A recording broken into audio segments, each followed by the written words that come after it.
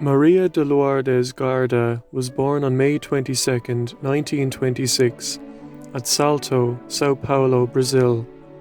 She was a very pious, kind and generous girl who wanted to give her life to God.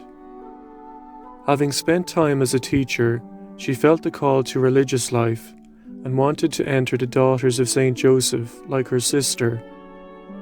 However, she first had to get a painful back injury treated and underwent surgery. The pain didn't go away, and Maria had to undergo 5 more unsuccessful operations. Due to complications, she was required to get her foot amputated due to gangrene, and eventually became paralyzed from the waist down when her hip bones needed removal. The poor woman suffered greatly during this time, both from physical pain as well as from an interior struggle. Like many people who fall victim to unfortunate events, Maria battled with temptations of disappointment and anger as well as of despair.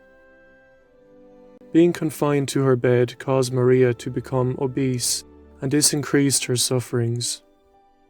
However, with God's grace, she was able to accept everything courageously and became a cheerful sufferer. She prayed very much to the Blessed Virgin Mary and recited the Rosary every day, at least once. Maria accepted her cross as a gift from God and felt reassured that this was His will. She received many visits from people who were attracted by her supernatural spirit. Her joy and peace radiated to everyone, and it was said that her room became a monastery and her bed a pulpit. Maria was grateful to be able to unite her sufferings with those of Jesus and offered them for sinners, bearing patiently the many trials of her condition. She did knitting and sewing, which allowed a small income to help her family with the hospital bills.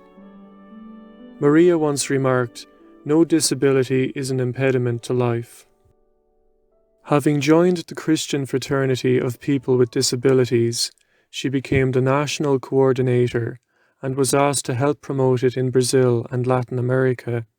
Thanks to donations of airline tickets, Maria was able to fly across the country, her bed apparently taking up the space of 9 seats in the airplane.